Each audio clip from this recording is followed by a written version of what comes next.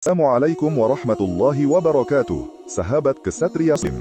Alhamdulillah, kita sudah memasuki bulan Muharram, bulan pertama dalam kalender Hijriah. Bulan ini begitu istimewa, hingga Allah sendiri menyebutnya sebagai bulannya.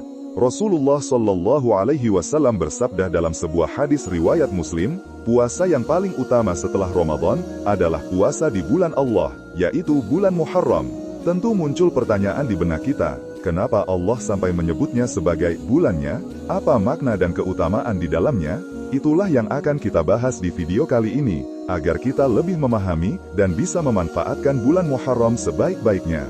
Bulan Muharram merupakan salah satu dari 4 bulan haram yang Allah tetapkan sejak penciptaan langit dan bumi.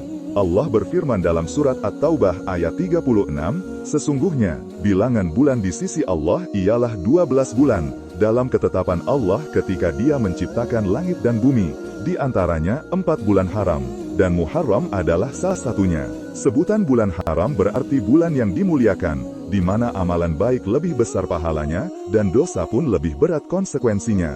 Ini adalah salah satu bentuk keagungan bulan Muharram, dan alasan kenapa kita harus benar-benar memperhatikan perbuatan kita di bulan ini. Pada bulan Muharram pula, banyak terjadi peristiwa sejarah luar biasa, mulai dari diselamatkannya Nabi Musa dan kaum Bani Israel dari kezaliman Fir'aun, hingga dimulainya perjalanan hijrah Rasulullah menuju Madinah. Semua ini memberi pesan bahwa Muharram bukan hanya sekadar pembuka kalender, melainkan juga pembuka lembaran baru kehidupan beriman. Bulan Muharram adalah momentum untuk merenung dan menguatkan iman. Salah satu peristiwa bersejarah di bulan ini adalah hijrahnya Nabi Muhammad SAW dan para sahabat dari Mekah ke Madinah. Perjalanan hijrah bukan hanya berpindah tempat, melainkan perubahan besar menuju kehidupan baru di bawah naungan Islam. Makna hijrah bisa kita hidupkan kembali di bulan Muharram ini.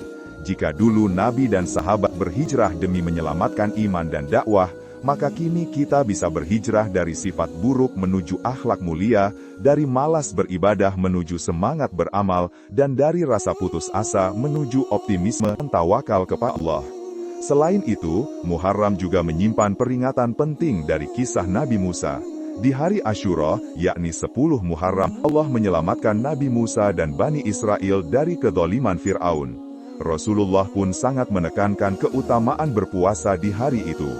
Dalam hadis riwayat Muslim, beliau bersabda bahwa puasa Asyura bisa menghapus dosa setahun sebelumnya.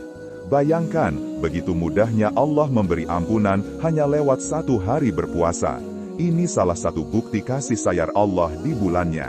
Oleh sebab itu, banyak ulama menganjurkan kita untuk berpuasa sunnah di bulan ini, baik berpuasa di hari ke-10 maupun ditambah sehari sebelumnya, agar kita berbeda dari kaum Yahudi, seperti sabda Rasulullah.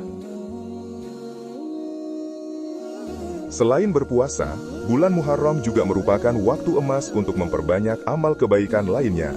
Zikir, membaca Al-Quran, sholat sunnah, dan sedekah adalah contoh amalan yang sangat dianjurkan di bulan ini.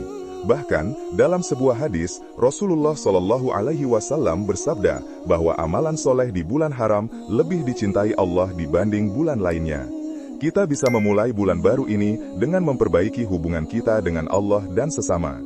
Jika selama ini lalai dalam sholat, maka sekarang saatnya untuk memperbaikinya. Jika selama ini jarang membaca Al-Quran, maka bulan Muharram adalah saatnya untuk memulai kebiasaan baru. Misalnya, membaca 1 halaman setiap selesai sholat wajib. Selain itu, Muharram juga saatnya mempererat hubungan dengan keluarga dan sesama muslim.